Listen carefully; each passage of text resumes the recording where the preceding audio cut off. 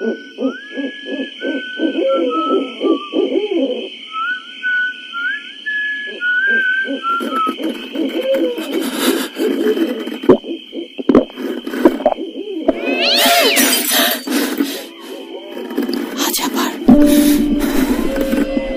পাচ্ছেন শব্দটা? আমার আয়নার ভিতরে রোজ এভাবেই আসে।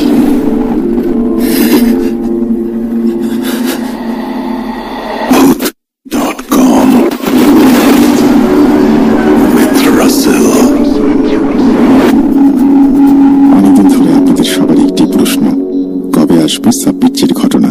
আসলে আপনাদের মতো আমি অপেক্ষায় ছিলাম সাব্বির একটি ঘটনার জন্য, এবং অনেকদিন পরে সুকান্ত মাইতি ঈদ উপলক্ষে আমাদের পাঠিয়েছেন সাব্বির আরো একটি ঘটনা। আপনাদের সবাইকে পবিত্র ঈদুল আজহারের শুভেচ্ছা। আশা করছি আপনারা সবাই ভালো আছেন, ভালোর দলে আছেন। আমরা আবারও ফিরে আসলাম সাব্বির ঘটনা নিয়ে আপনাদের কাছে। আশা করছি প্রথম থেকে শেষ পর্যন্ত আমাদেরকে শুনবেন এবং আজকের এই ঘটনাটি আপনাদের ভালো লাগবে। আমরা আপনাদেরকে বিশেষভাবে অনুরোধ জানাবো, যারা এখনো পর্যন্ত আমাদের ইউটিউব চ্যানেলটি সাবস্ক্রাইব করেননি তারা সাবস্ক্রাইব করে ফেলুন। আর ঘটনা ভালো লাগলে অবশ্যই লাইক দিন, কমেন্ট করুন এবং শেয়ার করুন। আমরা চলে যাচ্ছি সাব্বির ঘটনায়। যেভাবে লেখা আছে আমি সেভাবে শুরু করছি। আসসালামু আলাইকুম রাসেল ভাই, পবিত্র ঈদুল আজহারের শুভেচ্ছা। জানি আল্লাহর রহমতে আপনি সর্বদাই ভালোর দলে থাকেন। রাব্বি ভাই সহ ভূত.com-এর সমগ্র টিমের প্রতি পবিত্র ঈদুল আজহারের শুভেচ্ছা, সালাম, স্নেহ, ভালোবাসা জ্ঞাপন করে আজ আবারও হাজির হলাম বহুল প্রতীক্ষিত একটি বিশেষ লোমহর্ষক ঘটনা নিয়ে। ভুল ত্রুটি ক্ষমা সুন্দর দৃষ্টিতে দেখার অনুরোধ রইল। চলুন ঘটনায় যাওয়া যাক। নিশ্চিদ্র সন্ধ্যার ছায়া ধীরে ধীরে গাঢ় হয়ে উঠছিল, যেন আকাশ নিজেই আজ অতীতের কোনো অশরীরী স্মৃতি বুকের মধ্যে চেপে ধরে থমকে আছে। দূর দিগন্তে সূর্য অস্তমিত হলেও তার লালচে আভার শেষ ছোঁয়া পশ্চিমের জঙ্গলে কুয়াশার চাদরের নিচে নিঃশব্দে মিলিয়ে যাচ্ছিল। ট্রেনটা হঠাৎই থেমে গেল একটি অচেনা স্টেশনে। প্ল্যাটফর্ম জুড়ে ছড়িয়ে আছে এক অদ্ভুত স্তব্ধতা। মাঝে মাঝে শোনা যাচ্ছিল দূরের কোনো কুকুরের কান্না জড়ানো ঘেউ ঘেউ শব্দ। দুটো ফ্লিক ফ্লিক করা বাল্বই একমাত্র আলোর শেষ ভরসা, যেন ক্লান্ত চোখে অন্ধকারকে প্রতিহত করতে চাইছে। স্টেশনের নামটা স্পষ্ট বোঝা যাচ্ছিল না, সম্ভবত গঙ্গা দিয়ে নামটা শুরু। কুয়াশার সাদা ধূসর চাদরে ঢাকা সেই পুরনো নামের ফলকটি যেন বহু বছর ধরে কেউ সেটিকে স্পর্শ করেনি, যেন কোনো অভিশপ্ত ইতিহাস তাকে লোকচক্ষুর আড়ালে রাখতে চাইছে। ট্রেনের গতি থেমে গেলেও সময় যেন এখানে বহুকাল আগে থেকেই থেমে গেছে। জমে জমে একটা থমথমে দেয়াল তৈরি করে ফেলেছে। স্টেশনে তেমন কোনো যাত্রী নেই। বাতাসে এক অস্বস্তিকর ধোঁয়া মেশানো গন্ধ, ঠিক যেন দীর্ঘদিনের পড়ে চলা কোনো এক অভিশপ্ত স্মৃতির ধোঁয়া। হঠাৎই জানালার বাইরে থেকে একটি কুঁচকানো হাত এসে তার হাতটা চেপে ধরে। একজন বৃদ্ধা, যার বয়স আনুমানিক ৮০ বছরের কাছাকাছি। মুখে কালের ছাপ স্পষ্ট, চামড়া কুঁচকানো, চোখ হালকা ফ্যাকাশে, তবু মায়াময় দৃষ্টিতে এখনো জীবনের আলো প্রজ্বলিত। মাথার চুল ধূসর হয়ে সাদা রূপ নিয়েছে, অনেকটা তরুর মতো। মুখে এক ধরনের আতঙ্ক ও বিভৎসতার ছাপ, যেন জীবনের বহু ধূসর অভিজ্ঞতা জমে আছে তার চোখের কোণায়। হাতে একটি পুরনো বাঁশের লাঠি, সেটি যেন তার নীরব সঙ্গী। পরনে সাধারণ একটি সাদা থান বা শাড়ি। গলা কাঁপছিল।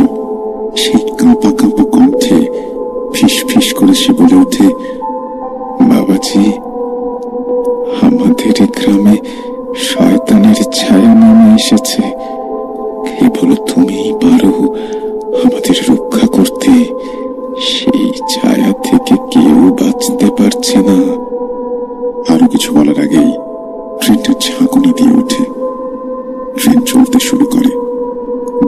মাঝে হারিয়ে যায় বৃদ্ধার মুখ। মনে একটাই প্রশ্ন ঘুরপাক খাচ্ছিল, এইভাবে এরকম এক নির্জন স্টেশনে হঠাৎই ট্রেনের দাঁড়িয়ে পড়াটা কি কেবলই কাকতালীয়, নাকি এই স্টেশনটাই কারোর জন্য অপেক্ষায় ছিল, এবং সেটা আর কেউ নয়, হয়তো সাব্বিরজি নিজেই। নমস্কার শ্রোতা বন্ধুরা, আমি সুকান্ত মাইতি পবিত্র ঈদ উল আজহারের শুভেচ্ছা জানাই। জানি আপনারা সবাই আল্লাহর রহমতে ভালো আছেন, সুস্থ আছেন। সবাইকে অসংখ্য ধন্যবাদ। আজ আপনাদের উৎসাহ ও ভালোবাসা যে মানুষটির ঘটনা শেয়ার করতে যাচ্ছি, তার নাম ও পূর্বের ঘটনা আমি, আপনি, আমাদের সবার স্মৃতির মণিকোঠায় জ্বলজ্বল করছে। জানি ভবিষ্যতেও করবে।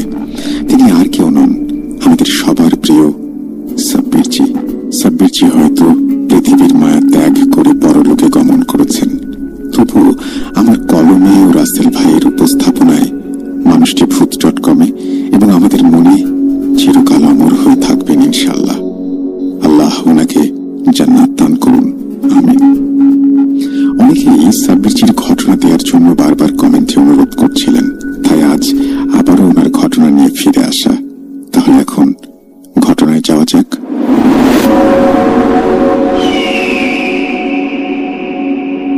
ঘন অন্ধকার, কোথা থেকে যেন কুয়াশার আবরণে ঢাকা এক অচেনা গন্ধ ভেসে আসছে। গন্ধটা যেন পুরনো সবের গন্ধ, কিন্তু তার মাঝেই একটা মাদকতা, এক অদ্ভুত আকর্ষণ।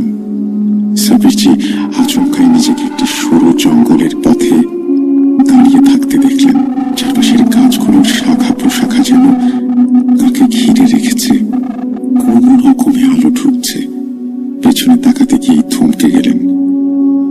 পেছনে পথই নেই, যেন আচমকাই সেই পথ তার পেছনের দুনিয়া থেকে বিচ্ছিন্ন হয়ে গেছে। সাব্বিরজি হঠাৎই অনুভব করলেন কেউ তার হাত শক্ত করে ধরে আছে। চমকে উঠে সামনে তাকাতেই দেখলেন এক বৃদ্ধা মহিলা, সাদা চুলগুলো ঘাড় বেয়ে ঝুলে পড়েছে।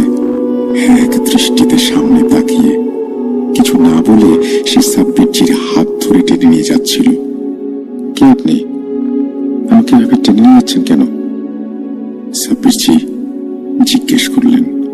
বৃদ্ধা তবুও নির্বিকার, উত্তর দিচ্ছিলেন না, শুধু টানতে থাকলেন। সাব্বিরজি বুঝতে পারছিলেন না এটা স্বপ্ন নাকি বাস্তব। চারপাশের জঙ্গল যেন নিঃশব্দে হাঁ করে গিলে খাচ্ছে তাকে। তার পায়ের নিচে শুকনো পাতাগুলোর মচমচ শব্দ নিঃশেষ হয়ে যাচ্ছে। কেমন যেন এক অদ্ভুত স্তব্ধতা ঘিরে ফেলেছে তাকে। তার শরীর যেন জমে যাচ্ছে, পা টানলেও সরছে না, কিন্তু বৃদ্ধার হাতের টানে পা চলে যাচ্ছে। এভাবে কতদূর হেঁটেছেন খেয়াল নেই। আর সহ্য করতে না পেরে হঠাৎ একটা ঝাঁকুনি দিয়ে হাতটা ছাড়ানোর চেষ্টা করতেই বৃদ্ধা থেমে গিয়ে ধীরে ধীরে মুখ ফিরিয়ে তাকায় তার দিকে। সেই চোখ, যে চোখ মানুষকে ঘুমহীন করে দিতে পারে। চোখগুলো যেন গর্তের মতো নিঃসঙ্গ, অন্ধকার, অথচ তার গভীরে কিছু একটা নড়ছে, যেন হাজার বছরের অভিশাপ গিজগিজ করছে সেই দৃষ্টিতে। আরে এ তো সেই বৃদ্ধা যে একটু আগে স্টেশনে হাত ধরে তার গ্রামের অসুবিধার কথা বলতে চেয়েছিলেন এবং বলেছিলেন তিনি নাকি পারবেন সেই সমস্যার সমাধান করতে। সাব্বিরজি এবারে মন্ত্রমুগ্ধের মতো বৃদ্ধার পেছন পেছনে এগিয়ে গেলেন। জঙ্গল পেরিয়ে অজানা এক গহীন জায়গায় পৌঁছাতেই দেখলেন বড় বড় গাছ দুপাশে ম্লান মুখে দাঁড়িয়ে কারোর অপেক্ষায়। পাখির ডাক নেই। অদূরে দিগন্ত ছুঁই ঝিলের কুচকুচে কালো জল বাতাসের তাড়নায় যেন পাড় ভাঙতে তৎপর। তবু প্রকৃতি যেন স্তব্ধ হয়ে গেছে সেখানে। গ্রামে ঢুকতেই ভয়ঙ্কর কিছু অনুভূতি অনুভব করতে শুরু করলেন সাব্বিরজি। হাওয়ার মাঝে শোনা যায় ফিসফিসানির শব্দ, ভাঙা ঘর, বাড়ির জানালায় অন্ধকারে যেন লুকিয়ে আছে একজোড়া লাল চোখ, বাতাসে ভ্যাপসা গন্ধ। গ্রামের লোকজন যেন বেঁচে থাকলেও মৃত, মুখে কথা নেই,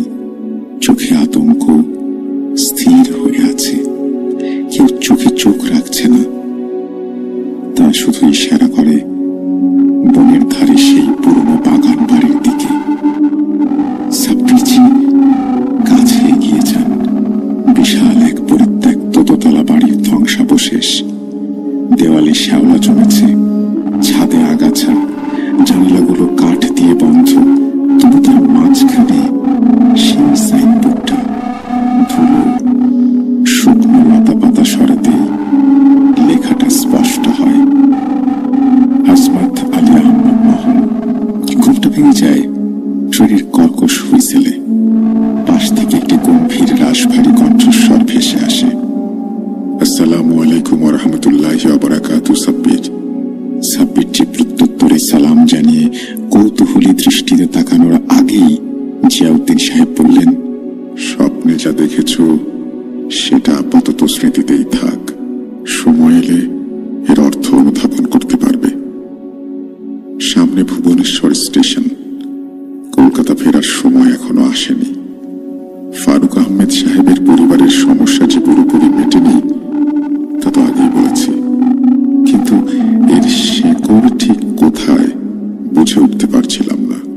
মহান আল্লাহ দয়াময়, তিনি একটা না একটা পথ দেখান, যা তুমি বৃদ্ধার ইঙ্গিতে এবং স্বপ্নের মাধ্যমে পেয়েছ।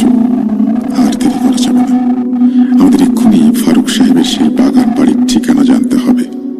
রাত এখন অনেক, তাই ওনাদের পরিবারের কাউকে ফোন করে ঠিকানা নেওয়া দুষ্কর।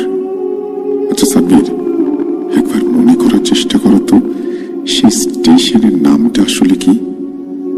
সেখানে গেলে হয়তো কোনো সূত্র পাওয়া যাবে। সাব্বিরজি অনেক চেষ্টা করেও স্টেশনটির নাম মনে করতে পারছিলাম না। নামটা কি গঙ্গা না অন্য কিছু? মনে পড়ছে না। মনে হচ্ছে সেই স্টেশনে ট্রেনটা থামার পর গঙ্গা নামটা আবছা আবছা পড়েছেন তিনি। খানিক বাদে ভুবনেশ্বর নেমে আর দেরি না করে দ্রুত টিকিট কাউন্টারের দিকে ছুটে গেলেন সাব্বিরজি। পুরো নাম মনে না পড়লেও যে দুটো অক্ষর মনে আছে তা দিয়ে বহরমপুর থেকে ভুবনেশ্বর পর্যন্ত স্টেশনের নামের তালিকা দেখলেই যথেষ্ট। নাম খুঁজতে অবশ্য বেশি সময় লাগলো না।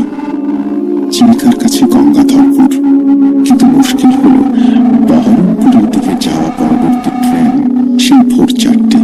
অগত্যা কি আর করা, ভুবনেশ্বর স্টেশনের ওয়েটিং রুমে বসে অপেক্ষা করা ছাড়ার উপায় কি? আচ্ছা, সাব্বিরজি যতক্ষণে গঙ্গাধরপুর পৌঁছাবেন ততক্ষণে চলুন কি ফারুক আলী আহমেদ আর কি তার সমস্যা সেটা জেনে আসি। সালটা 2001। স্টেশনের সেই রহস্যময় বৃদ্ধার সাথে দেখা হওয়ার ঠিক দিন 10 আগের কথা। শীতের শুরুর এক সন্ধ্যায় সাব্বিরজি ড্রয়িং রুমে বসে গরম কাপে চুমুক দিতে দিতে একটি বইয়ের পাতা উল্টাচ্ছিলেন। হঠাৎ ফোনটা বেজে ওঠে। ফোনটা তুলতেই অপরিচিত এক কণ্ঠ কাঁপা কাঁপা স্বরে বলে উঠল, সাব্বিরজি, আমার নাম ফারুক আলী আহমেদ, আমি বেহালা থেকে ফোন করছি। আপনার এক পরিচিত বন্ধু আলিম রাশিদ খান সাহেব আমাকে নাম্বারটা দিয়েছেন। আমাদের পরিবারের উপর কিছু ভয়ঙ্কর অশুভ শক্তি চেপে বসেছে। আপনি যদি একটু সময় দেন তাহলে খুব উপকৃত হতাম। ফোনের অপর পাশ থেকে কণ্ঠস্বরের কম্পন শুনে সাব্বিরজি বিষয়টির গভীরতা অনুধাবন করছিলেন। তিনি ফারুক আলী আহমেদ সাহেবকে সকালে আসতে বলে রাশিদ সাহেবকে ফোন দেন। রাশিদ সাহেব সংক্ষেপে ফারুক আলী আহমেদ সাহেবের সমস্যার বিষয়টা বলেন এবং এও জানিয়ে দেন যে জিয়াউদ্দিন সাহেবের সাহায্য অবশ্যম্ভাবী। এখানে বলে রাখি, রাশিদ সাহেব জিয়াউদ্দিন সাহেবকে স্বচক্ষে না দেখলেও তার সম্পর্কে জানতেন। আপনাদের এর আগে সাব্বিরজির 9 নম্বর ঘটনায় রাশিদ সাহেব সম্পর্কে জানিয়েছি। ইনি সাব্বিরজির মাদ্রাসায় পড়ার সময়ের একমাত্র বন্ধু। যাই হোক, ঘটনায় ফিরি। পরদিন সকালে যথারীতি পূর্ব নির্ধারিত সময় অনুযায়ী ফারুক সাহেব সাব্বিরজির সাথে দেখা করতে আসলেন। কলিং বেলটা বেজে উঠতেই পরিচারক গিয়ে দরজাটা খোলে। সাব্বিরজি দেখেন একজন ষাটোর্ধ্ব মানুষ দরজার সামনে দাঁড়িয়ে। লম্বায় প্রায় 6 ফুট, কিন্তু বয়সের ভারে সামান্য কুঁচো হয়ে গেছেন। গায়ের রং ফর্সার দিকে, তবে চামড়ায় বয়সের ছাপ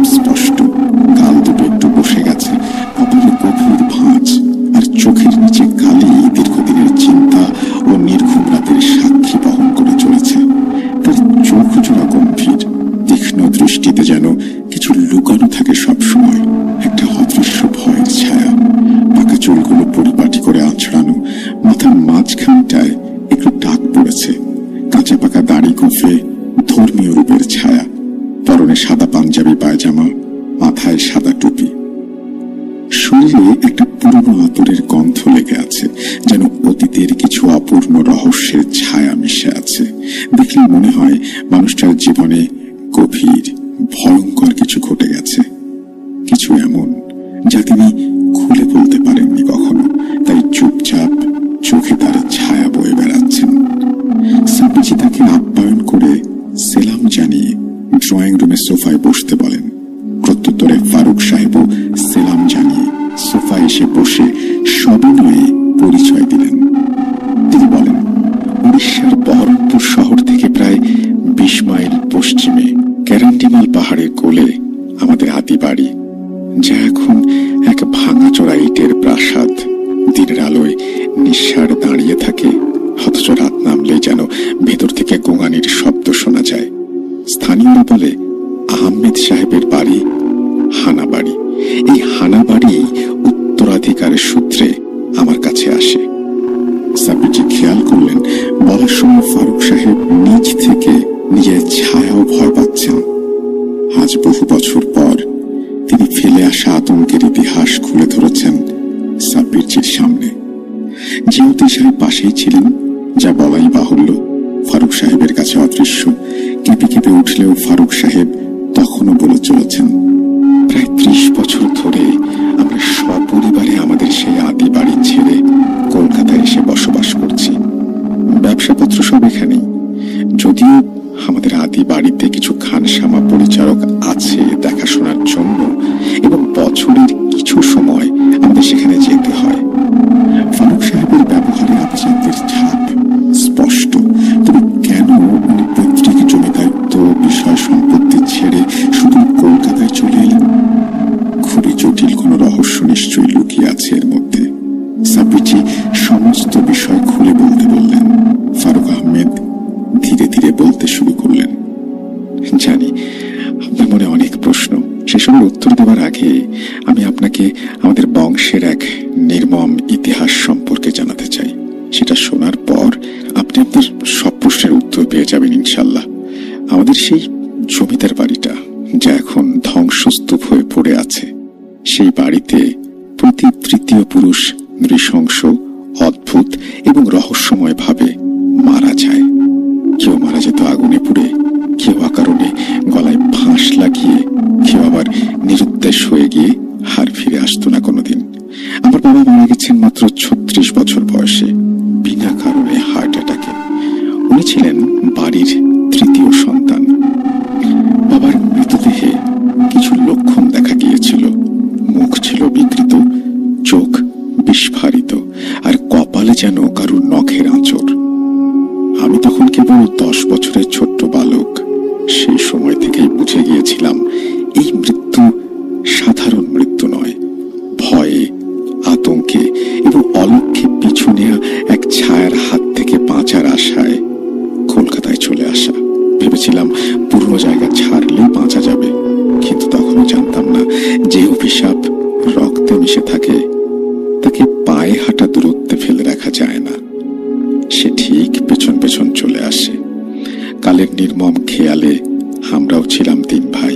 আমি বড়, মেজ ভাই শামসুর আলী আহমেদ আমতই সে বাড়ি ছাড়লেও তারা কলকাতা আসেনি।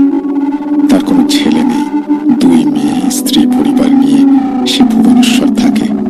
তা আজ প্রায় 15 বছর হয়ে গেল। আমার বাবার মৃত্যুর পরে আমাদের বাড়িতে সেই বিভৎস অতীতের তাজা শিকার ছিল আমার ছোট ভাই, বাড়ির তৃতীয় পুরুষ রিয়াজ আলী আহমেদ। তারপর মৃত্যুর পর থেকে মেজো ভাইও সে বাড়ি ছাড়ে। আমার দাদু জাফর আলী আহমেদ, তিনি ছিলেন পরিবারের শেষ বেঁচে থাকা প্রবীণ ব্যক্তি, যিনি অনেক কিছু জানতেন কিন্তু বলতেন খুব কম। তার মুখেই প্রথম শুনি এসব কিছু শুরু হয়েছিল নাকি অষ্টাদশ শতকের মাঝামাঝি সময়ে। তখন বাংলা, বিহার, উড়িষ্যার মাটিতে নবাবী শাসন শেষের দিকে ইস্ট ইন্ডিয়া কোম্পানি সবে পলাশির যুদ্ধ জয় করে পাকাপাকি ভাবে আগামী 200 বছরের জন্য ভারত শাসনের প্রস্তুতি নিচ্ছে। সে সময় বড় কোনো নবাব না থাকায় ছোট ছোট জমিদারিত্ব গজিয়ে উঠছে, এবং সেটা হচ্ছে ইংরেজদের পৃষ্ঠপোষকতায়। তখনকার মানুষ ধর্মে গভীরভাবে আস্থাশীল হলেও কিছু কিছু মানুষ ছিল একটু অন্যরকম। তারা আড়ালে নিজেদের লোভ ও বাসনাকে পূর্ণ করতে যেত অন্ধকার জগতে। আমাদের পূর্বপুরুষ আজমত আলী আহমেদ ছিলেন তাদের মধ্যে একজন। তিনি ছিলেন সেই সময়কার এক আলেম হুজুর। ধর্মে তার জ্ঞান ছিল বিস্তর। কোরআনের তাফসীর, হাদিস এসব বিষয়ে তার জ্ঞান ছিল প্রখর, কিন্তু তার ভেতরে লোভ ছিল আগুনের মতো। তিনি চাইতেন শাসন, ক্ষমতা, প্রভাব, অর্থ আর জমিদারদের মতো রাজত্ব। সে সময় তার ঘনিষ্ঠ বন্ধু ছিলেন এলাকার জমিদার বশিরউদ্দিন খাঁ। একসাথে মসজিদ নির্মাণ, মাদ্রাসা স্থাপন ইত্যাদি ধর্মীয় কাজের আড়ালে চলত এক গোপন প্রতিযোগিতা। কে কত বড় ক্ষমতাবান। এক রাতে মাদ্রাসার পাঠাগারে পুরনো বইয়ের তাক ঘাটতে গিয়ে আজমত হুজুর খুঁজে পান একটি বহু পুরনো চামড়ার মলাটে মোড়া কলামের অংশ। সেটি ছিল আরবিতে লেখা, কিন্তু শব্দগুলো স্বাভাবিক। সেখানে এক শয়তান জিনের নাম বারবার উল্লেখ ছিল, খাল্লাস জিন। লেখা ছিল সেই জিনকে নাকি আহ্বান করা যায় এক বিশেষ কালামের দ্বারা, তবে সে আসে শুধু রক্ত ও রূহ বিনিময়ের মাধ্যমে, এবং খাল্লাস জিন যাকে গ্রহণ করে তার রূহ নাকি চিরদিনের জন্য সেই জিনের অধীনে চলে যায়। এর পরিবর্তে অবশ্য অর্থ, ক্ষমতা, প্রতিপত্তি সবই সে পায়। আজমত হুজুর সেই সময় কিছুদিন যাবৎ জমিদারদের সাথে মনোমালিন্যে ভুগছিলেন।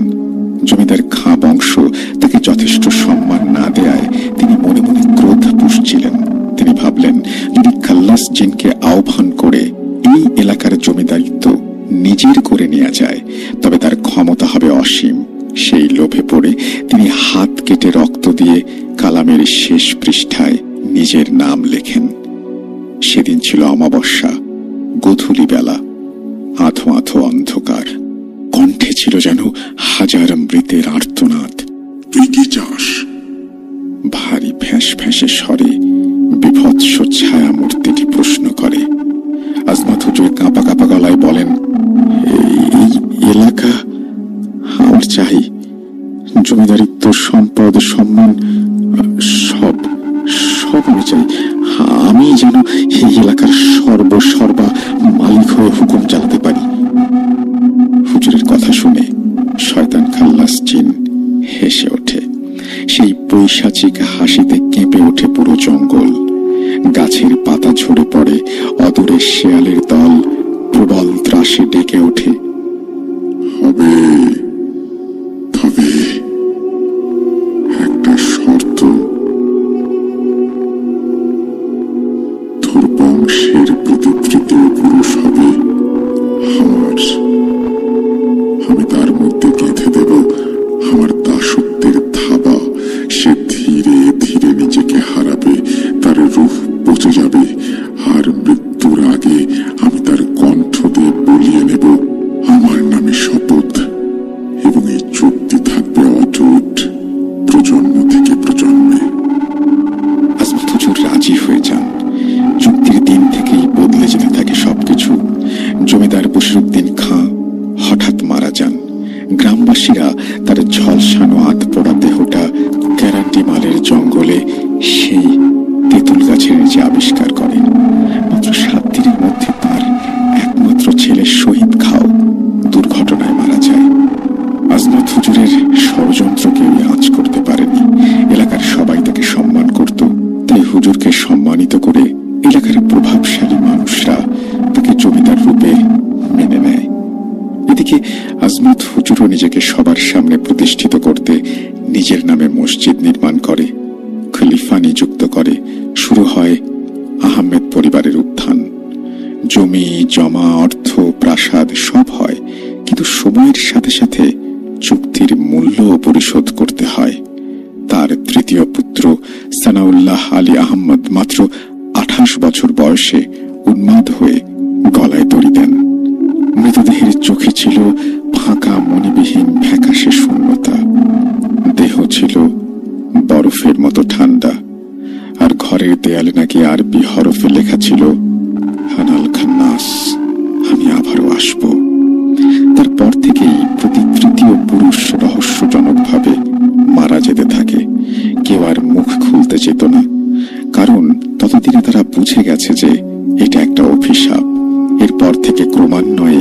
কিছুকাল অন্তর চলত শয়তান খাল্লাস জিনের নৃশংস খেলা। সময়টা সম্ভবত ঊনবিংশ শতাব্দীর প্রথম দিকটায়। আজমত হুজুরের নাতি ইয়াহিয়া আলী আহমেদ নাকি নিজের চোখ খুঁচিয়ে শরীরে ছুরি চালিয়ে নিজেকে শেষ করে। সে মারা যাওয়ার আগে আরবি ভাষায় বলতে থাকে, খাল্লাসের ওয়াদা আমি পালন করলাম। তারপর থেকেই প্রতি তৃতীয় পুরুষের মধ্যে এক ধরনের অদ্ভুত পরিবর্তন দেখা যায়। কথা বলার ধরন বদলে যায়, অজানা ভাষায় বিড়বিড় করে, আয়নার দিকে তাকিয়ে থাকে দীর্ঘক্ষণ, আর শেষ পর্যন্ত আত্মঘাতী হয়ে ওঠে। তারা রাতের বেলা ছাদে একা একা কথা বলতো, দেয়ালে হাত রেখে কিছু পড়তো, আর শেষের দিকে নিজেরাই বলতো, খাল্লাস আমি আসছি। ছোট ভাই মারা যাওয়ার পর আমাদের বাড়িতে তৃতীয় পুরুষ এখন আমার ছোট ছেলে মারুফ। মারুফ সদ্য গ্রাজুয়েশন শেষ করেছে। দিনভর স্বাভাবিক হাসি খুশি, বন্ধুদের সঙ্গে আড্ডা, বই পড়া আর সিনেমা দেখা, সবকিছুতে আগ্রহ। কিন্তু সূর্য ডুবলেই কিছু একটা বদলে যায়। প্রথম খেয়াল করল ওর মা। এক রাতে রান্নাঘর থেকে বেরিয়ে দেখে মারুফ আয়নার সামনে দাঁড়িয়ে আছে। সে নাকি নিজেই নিজের সঙ্গে কথা বলছে, তবে মুখে আওয়াজ নেই। ঠোঁট, শুধু ঠোঁট কাঁপছে। অথচ ঘরের পরিবেশে এক অদ্ভুত ফিসফিসানি শব্দ ছড়িয়ে পড়েছে। আয়নার ভেতরের প্রতিবিম্বটা ছিল একটু বিকৃত, চোখের নিচে কালো ছায়া, ঠোঁটে এক অশুভ হাসি, আর শরীরে হালকা কাঁপুনি। মারুফের মা চিৎকার করে ওঠে। আমি তখনও এটাকে ঘুমের মধ্যে হাঁটা বলে মনে করতাম। যা বলা ভালো, নিজেকে বাধ্য করতাম এটাকে স্বাভাবিকভাবে মেনে নিতে। কিন্তু তারপর থেকে প্রতিদিন প্রায় রাত 2টা থেকে 3টার মধ্যে একই ঘটনা ঘটতে শুরু করে। আয়নার সামনে দাঁড়িয়ে নিজের সঙ্গে কথা বলা, কখনো আয়নার দিকে হাত বাড়িয়ে দেয়া, কখনো আবার ফিস ফিস করে বলা, তুমি আমার জায়গা নিয়ে নিয়েছ। এই আচরণের ফল মারুফ দিনের বেলাতেও বুঝতে পারে। সকালে ঘুম থেকে উঠলে দেখে ওর গলা শুকিয়ে গেছে, চোখের তলায় কালি জমে গেছে, যেন সারা রাত কোনো যুদ্ধ করে এসেছে। একদিন আমার কাছে এসে বলল, আব্বু আমি ঘুমাতে পারছি না। ঘুমাতে গেলে একটা ছায়া এসে বলে আমি যেন তার জায়গায় এসেছি। আতঙ্কে আমার বাকরুদ্ধ হয়ে আসে। ভেবেছিলাম কলকাতায় চলে এলে সব ঠিক হয়ে যাবে। বহরমপুরের জমিদার বাড়ির এক অভিশাপ থেকে পালিয়ে এলে হয়তো শহরের কোলাহল সব ভুলিয়ে দেবে। কিন্তু না, ভুলছিলাম আমি, কারণ সেই ছায়া আমাদের পিছু ছাড়েনি। এখন ভাবি, সেদিন যদি মারুফ বহরমপুরে একা না যেত, তাহলে হয়তো এরকমটা হতো না। প্রতিবার আমাদের সঙ্গে গেলেও এবার কলেজ শেষ করার পর মারুফ বন্ধুদের সঙ্গে ঘুরতে গিয়েছিল বহরমপুরে। তারা আমাদের পুরনো জমিদার বাড়িতে উঠেছিল, আর ফিরে আসার পর থেকেই শুরু হয় ভয়াবহ পরিবর্তন। হঠাৎই এক রাতে কিছু ঝমঝম করে পড়ে যাবার শব্দে ঘুম ভাঙে। রাত তখন প্রায় 3:15। শব্দের উৎস অনুসরণ করে দরজা খুলে ঘর থেকে বেরোতেই বুঝতে পারলাম শব্দটা মারুফের ঘর থেকে আসছে। সেদিকে যেতেই আচমকা মারুফের ঘরের দরজাটা একা একা খুলে গেল। ঘরে ঢুকে দেখি মারুফ নেই। তাহলে এত রাতে সে গেল কোথায়? কিন্তু সব চিন্তায় বাধা দিল নিচের ড্রয়িং রুম থেকে আসা কিছু অস্বাভাবিক বিড়বিড় শব্দ। তাড়াতাড়ি নিচে গিয়ে যা দেখি, তাতে আতঙ্কে আমার শরীর কাঠ হয়ে যায়। গলা দিয়ে যেন স্বর বের হয় না। নিচে গিয়ে দেখি মারুফ বসার ঘরে বড় আয়নার সামনে হাঁটু গেড়ে বসে বিড়বিড় করে বলছে, দেখো মেরো না, আমি তোমাকে আসতে দিয়েছি। আয়নার ভেতর প্রতিবিম্ব হঠাৎ একটু হাসে। একটা ফেঁস ফেঁসে কণ্ঠস্বর ভেসে আসে অস্পষ্ট, তুই ফিরে গেছিস তার ইচ্ছায়, আর আমি ফিরে এসেছি আমার ইচ্ছায়। এবার কেউ আটকাতে পারবে না। আমি দিক বিদিক হারিয়ে ছুটে গিয়ে মারুফকে আয়নার সামনে থেকে টেনে তুলে ঘরে নিয়ে যাই। ঘরে ঢোকারের সাথে সাথে মারুফ জ্ঞান হারায়। সে রাতে আর ঘুমোতে পারিনি। অথচ সকালে দেখলাম মারুফ স্বাভাবিক। ঘটনার পর থেকে আমি পুরোপুরি ভেঙে পড়ি। বন্ধুদের অনেকের সঙ্গে কথা বলি এই বিষয় নিয়ে, যদি কেউ কোনো সুরাহা করতে পারে। অবশেষে আমার এক পুরনো বন্ধু একজন আলেমের সন্ধান দেন। আমি তার সঙ্গে যোগাযোগ করি। সমস্ত বিষয় শুনে উনি আপনার নাম্বার দেন এবং বলেন, আমি সবই বুঝতে পারছি, কিন্তু ফারুক সাহেব মাফ করবেন, আমার পক্ষে এই সমস্যার সমাধান করা সম্ভব না। তবে আমি না পারলেও আমার এক পরিচিত বন্ধু আছেন, হয়তো আপাত দৃষ্টিতে হালেম না মনে হলেও উনি পারবেন এই অলৌকিক রহস্যময় সমস্যার সমাধান করতে। সেই মতো আমি ওনার কাছ থেকে নাম্বার নিয়ে আপনাকে ফোন করি। এখন আপনি শেষ ভরসা সাব্বিরজি। এই বলে ফারুক সাহেব থেমে দুশ্চিন্তায় ভেঙে পড়েন। সাব্বিরজি ধৈর্য সহকারে ফারুক সাহেবের কথা শুনলেন। তার চোখ মুখে গভীর চিন্তার ছাপ স্পষ্ট। কিছুক্ষণ নীরব থাকার পর তিনি শান্তভাবে বললেন, বুঝতে পারছি অতীতের পাপ এখনো আপনাদের পিছু ছাড়ছে না। তবে আপনি চিন্তা করবেন না, ইনশাআল্লাহ মহান আল্লাহ রাব্বুল আলামিন চাইলে সব ঠিক হয়ে যাবে। সেই বয়সের সাব্বিরজির কণ্ঠে এক আত্মবিশ্বাস ছিল, যেন তিনি অন্ধকারে আশার আলো দেখছেন। সাব্বিরজি বলেন, আপনি কালই বহরমপুরে চলে যাবেন। পরিবারের কাউকে সঙ্গে নেওয়ার দরকার নেই, চিন্তা নেই। আমি কালকে আপনার বেহালার বাড়ি বন্ধ করে দিচ্ছি এবং পরশু আমি নিজে বহরমপুর রওনা হব। আপনি তৎকালে একটা ট্রেনের টিকিটের ব্যবস্থা করে দিলে ভালো হয়। ফারুক সাহেব কিছুটা হালকা মন নিয়ে বিদায় নিলেন, কিন্তু সাব্বিরজির মন তখনও ভারী। সেই রাতেই তিনি জিয়াউদ্দিন সাহেবের সঙ্গে দীর্ঘ সময় আলোচনা করলেন। ভয়ঙ্কর এক আশঙ্কা যেন ধীরে ধীরে স্পষ্ট হয়ে উঠছিল। অতীতের অভিশাপ, জিনের ছায়া আর মজবুত শয়তানি বাঁধন সবকিছু মিলিয়ে তারা বুঝে গেলেন সামনে কঠিন সময় আসছে।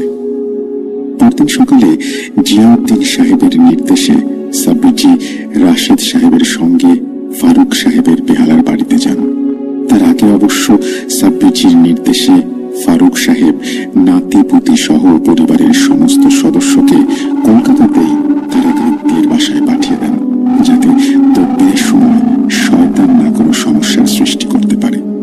যাই হোক, সাব্বিরজি ও রাশেদ সাহেব দোয়া ও দরুদ পাঠ করে ঘরের প্রতিটি কোণে পবিত্র আবে জমজমের পানি ছিটিয়ে দেন, যেন শয়তানি শক্তি সেখান থেকে সম্পূর্ণরূপে বিতাড়িত হয়। এরপর বাড়িটিকে বন্ধ করে দেন। সাব্বিরজি চেয়েছিলেন রাশেদ সাহেব যেন তার সঙ্গে বহরমপুর যান, কিন্তু মাদ্রাসার জরুরি দায়িত্ব থাকায় রাশেদ সাহেব বিনীতভাবে অপারগতা জানান। তবে তিনি প্রতিশ্রুতি দেন প্রয়োজনে যে কোনো সময় পাশে থাকবেন। সন্ধ্যাবেলায় এক অচেনা পরিচারক এসে ফারুক সাহেবের তরফ থেকে একটি ট্রেনের টিকিট দিয়ে যায়। সবকিছু যেন নির্ধারিত পথে এগোচ্ছে। পরদিন সাব্বিরজি প্রস্তুত হয়ে হাওড়া স্টেশনের পথে রওনা দিলেন। তার চোখে ছিল দৃঢ়তা আর মনে ছিল এক অলঙ্ঘনীয় দায়িত্ববোধ। ভয়াল অশরীরী শক্তির মুখোমুখি হওয়ার জন্য তিনি ছিলেন পুরোপুরি প্রস্তুত। ট্রেন ঘন্টা খানেক দেরিতে ছাড়ে। বহরমপুর স্টেশনে যখন সাব্বিরজি নামলেন, তখন রাত্রি তার নিজস্ব সিংহাসনে বসে সর্বত্র অন্ধকার ছড়িয়ে দিতে ব্যস্ত। চারিদিকে নিস্তব্ধতা, মাঝে মাঝে ভাঙা মাইকে ঘোষণা, আর দূরে হেডলাইটের আলোয় ভেসে আসা ট্রেনের ছায়া। এক হাতে ব্যাগ আর অন্য হাতে সেই তসবিহ, যার দানাগুলো আজ অকারণেই কেমন যেন গরম হয়ে উঠছে বারবার। স্টেশনের বাইরে এসে সাব্বিরজি চারপাশে তাকিয়ে খোঁজার চেষ্টা করলেন ফারুক সাহেবের পাঠানো ড্রাইভার এসেছে কিনা। এমন সময় এক লিকলিকে চেহারার কালো কুচকুচে লোক সোজা এগিয়ে এলো তার দিকে। আগে স্যার, আমি রতন। কর্তাবাবু আমাকে পাঠিয়েছেন আপনাকে স্টেশন থেকে নিয়ে যেতে। আপনি তো কলকাতা থেকে আসছেন, তাই না? সাব্বিরজি খানিকটা থমকে যান। রতনের গলার আওয়াজে কেমন যেন একটা শীতলতা মিশে আছে। আর সেই চোখ যেন কুয়াশার পেছনে লুকানো এক ঘুমন্ত আগুন। সুযোগ পেলেই ধক করে চলে উঠবে। চাহনিতে প্রাণ নেই, অথচ এক অদ্ভুত টান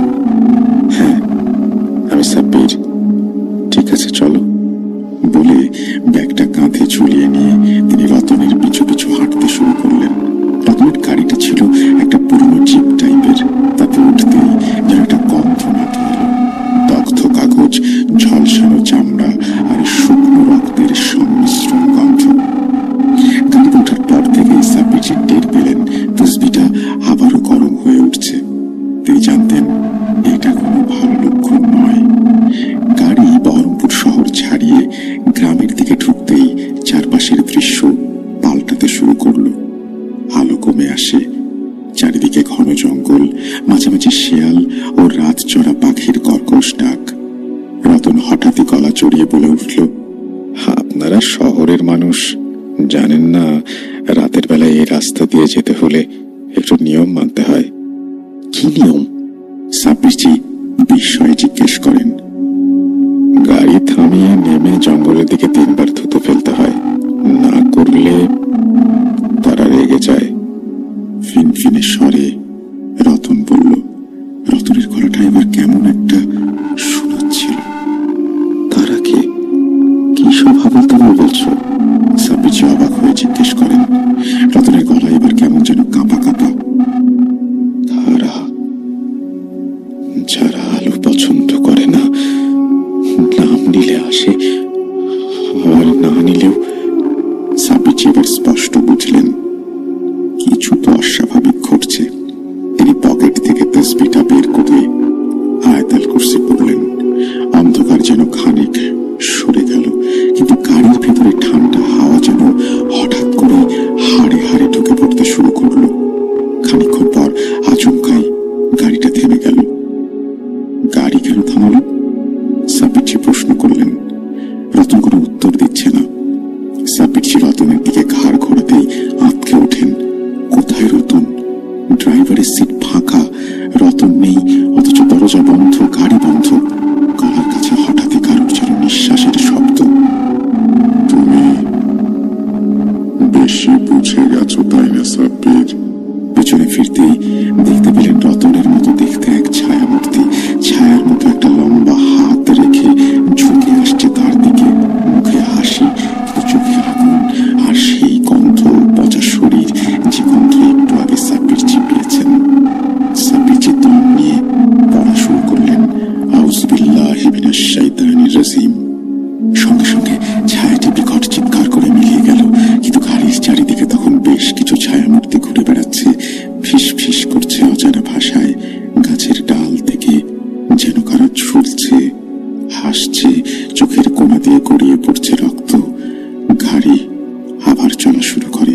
এবার পাশে বসে থাকা রতনের গলায় যেন নতুন আওয়াজ, গম্ভীর, ধাতব, হাড় বিকৃত।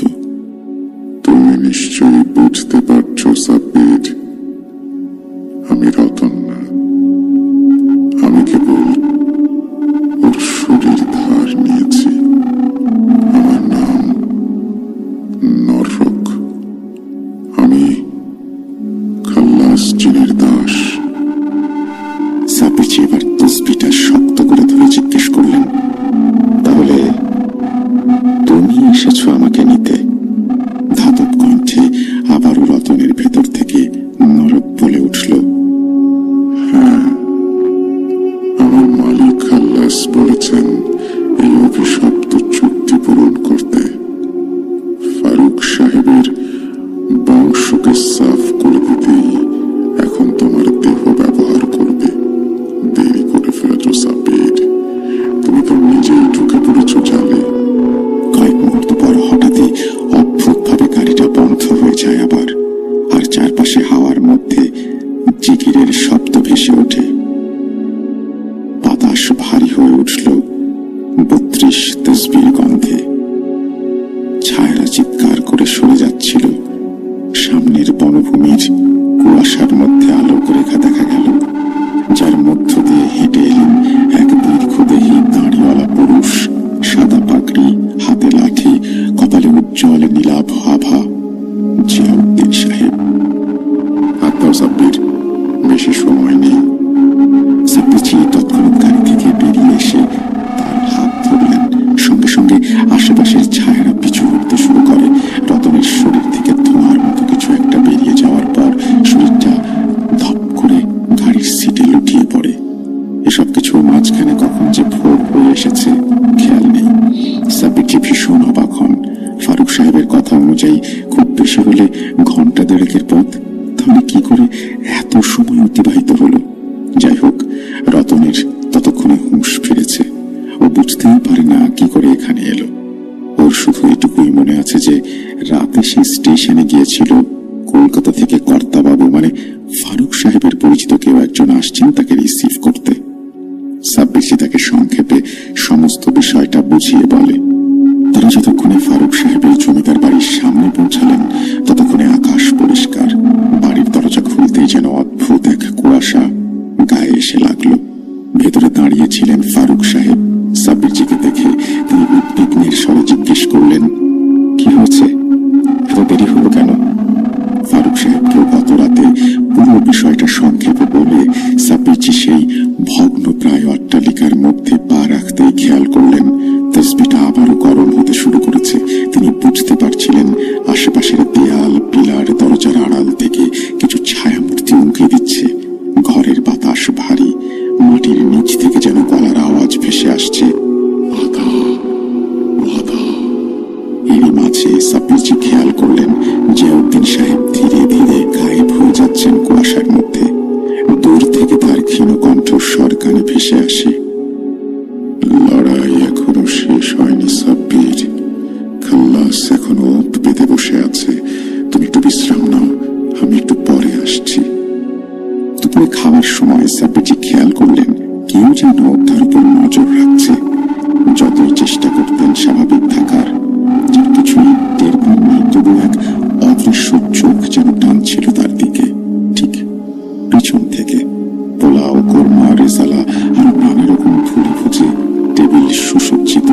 সাব্বিরজি অল্প অল্প নিয়ে সব খেতে যাবেন, খেয়ে পড়লেন কেমন একটা বিক্ষুটে স্বাদ সমস্ত খাবারে। অস্বাভাবিক যে কিছু একটা ঘটছে সেটা তিনি আগেই টের পেয়েছিলেন। যাই হোক, ফারুক সাহেবকে বুঝতে না দিয়ে কোনো রকমে খাওয়া শেষ করে উঠতে যাবেন, তখন পরিচারিকা নীরবে টেবিলের পাশে এসে দাঁড়ায় শেষ পাতের মিষ্টি নিয়ে। গোলাপ জল ছেটানো সাদা প্ল্যাটারে সাজানো বেশ কয়েক রকমের সন্দেশ ও মিষ্টির টুকরো। কেউ কিছু খেয়াল না করলেও সাব্বিরজি স্পষ্ট দেখলেন পরিচারিকার ঠোঁটে এক ভয়াল পৈশাচিক হাসি, আর চোখ দুটোতে যেন অন্ধকারের অতল গভীরতা। পরিচারিকা নয়, ওটা কিছুতেই মানুষ হতে পারে না। তিনি চুপচাপ না সূচক মাথা নেড়ে বললেন, না থাক, আজ আর মিষ্টি না। ফারুক সাহেব বিস্মিত হয়ে জিজ্ঞেস করলেন, আপনি কি মিষ্টি পছন্দ করেন না সাব্বিরজি? একটা অন্তত নিন। সাব্বিরজি শুধু হেসে বললেন, না ফারুক সাহেব, একদম ইচ্ছে করছে না আজ। খাওয়া শেষ করে নিজের ঘরে ফিরতেই তিনি দেখেন জানালার ধারে দাঁড়িয়ে আছেন জিয়াউদ্দিন সাহেব। গম্ভীর মুখে, বৃষ্টি জানালার ওপারে স্থির, যেন কিছু খুঁজে চলেছেন অন্দর মহলের গোপন কোণায়। সাব্বিরজি সালাম জানাতেই প্রত্যুত্তরে ওয়ালাইকুম আসসালাম ওয়া রাহমাতুল্লাহি ওয়া বারাকাতুহু বলে ধীরে ধীরে মুখ ফিরিয়ে জিয়াউদ্দিন সাহেব গম্ভীর স্বরে বলতে যাবেন, সঙ্গে সঙ্গে বাতাস ভারী হয়ে আসে আর বাইরের গাছগুলো হঠাৎ ঝাঁকুনি দিয়ে ওঠে। জিয়াউদ্দিন সাহেব সেদিকে তাকিয়ে সূরা পড়ে ফুট দেয়, আবার সবকিছু স্বাভাবিক হয়ে যায়। খাল্লাস জিনের সঙ্গে চুক্তি করা দস্তাবেজ এই বাড়িতেই কোথাও আছে। খাল্লাস জিনের শক্তি বিশাল, কিন্তু আল্লাহর কালামের শক্তি তার কাছে পাহাড় সম। তুমি মাগরিবের পর থেকে আয়াতুল কুরসি, সূরা ফালাক, সূরা নাস আর বিশেষ করে সূরা সাফাতের প্রথম 10 আয়াত পাঠ করতে থাকবে। তার আগে অবশ্য 33 বার লা হাওলা ওয়ালা কুওয়াতা ইল্লা বিল্লাহ। তারপর তিনি আরো অনেক কিছু বলেছেন, সেগুলো পাঠ করতে হবে। এগুলো পড়লে শয়তান জিনদের শক্তি দুর্বল হয়ে পড়বে। জিয়াউদ্দিন সাহেব আরো কিছু আমল শিখিয়ে দেন। বাড়ির 4 কোণে লবণ ছিটিয়ে সেখানে সূরা বাকারার নির্বাচিত আয়াত পড়ে ফু দেন এবং এও বলেন, তাকবীর শুরু হবে রাত শেষে, অর্থাৎ শেষ প্রহরে। আমার একদল সহচর অদৃশ্য মুরিদেরা আসবে, যারা নেক পাক জিন, আল্লাহর বাণীর হেফাজতকারী। তারা ঘিরে ফেলবে পুরো বাড়ি। খাল্লাস জিন যখন ফুঁসে উঠবে তখন শুরু হবে প্রকৃত লড়াই। আয়াত আর দোয়ার আলোয় অন্ধকারের সংঘর্ষ হবে আলোর সাথে। সন্ধ্যার পর মাগরিবের আজান শেষে সাব্বিরজি জিয়াউদ্দিন সাহেবের কথা মতো এক এক করে সমস্ত আয়াত আমলে আনতে শুরু করেন। নির্দেশ অনুযায়ী সমগ্র বাড়ির 4 কোণায় লবণ ছিটিয়ে সূরা পড়ে ফু দেন। ইশার নামাজের সময় ঘনাতে সবার মধ্যে এক অজানা আতঙ্ক ছড়িয়ে পড়ে। রাতের আকাশে চাঁদ ছিল না, কেবল গা ছমছমে অন্ধকার আর ঘন বাতাস। চারদিক নিঃশব্দ, কিন্তু সেই নিস্তব্ধতা বা সেই নিঃশব্দতার মধ্যে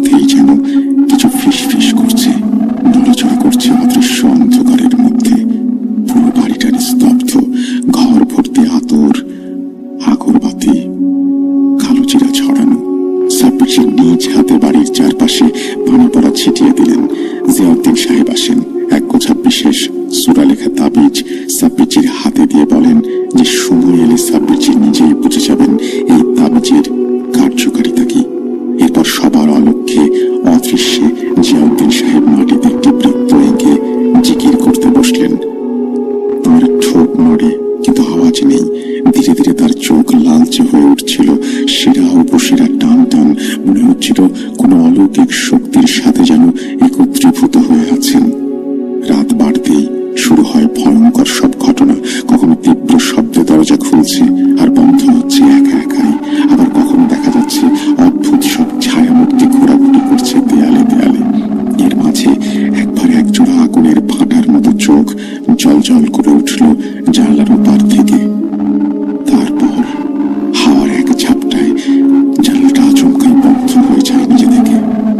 ফারুক সাহেব ভয় পেয়ে সাব্বিরজির পাশে এসে দাঁড়ান, কাঁপা কাঁপা স্বরে জিজ্ঞেস করেন, এই বাড়িতে নানা সমস্যা দেখা দিল, এমন রাতের আগে তো দেখিনি। আজ তো মনে হচ্ছে। কথাগুলো শেষ হয় না। ফারুক সাহেব আতঙ্কে হাঁ হয়ে অন্দরমহলের ওপর তলার দেয়ালের দিকে তাকান। দেখেন ওপর তলার দেয়াল বেয়ে নেমে আসছে কালো আঠালো এক ছায়া। প্রথমে তা ধোয়ার মতো হলেও পরবর্তীতে ঘন এক বিকৃত অশরীরী রূপ নেয়। এদিকে সাব্বিরজি খেয়াল করলেন জিয়াউদ্দিন সাহেবের দেয়া তাবিজগুলি কেমন যেন জল জল করে উঠছে। তিনি বুঝে যান কি করতে হবে। জিয়াউদ্দিন সাহেবের সেই বিশেষ সূরা লেখা তাবিজগুলোর মধ্যে থেকে একটি তাবিজ উঁচিয়ে সাব্বিরজি বিশেষ সূরা পাঠ করে ছুড়ে দেন ছায়ামূর্তিগুলোর দিকে। সঙ্গে সঙ্গে একটা বিকট চিৎকারে চারপাশে কাঁচের জানালাগুলো কেঁপে উঠল, ছায়াটি মিলিয়ে যায়।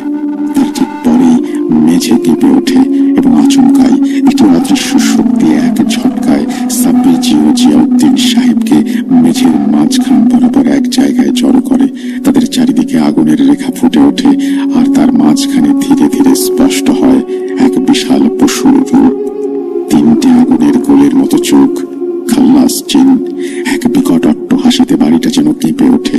হাসির তীক্ষ্ণতা যেন গলার ভেতর চিমটি দিয়ে রক্ত বের করার মতো।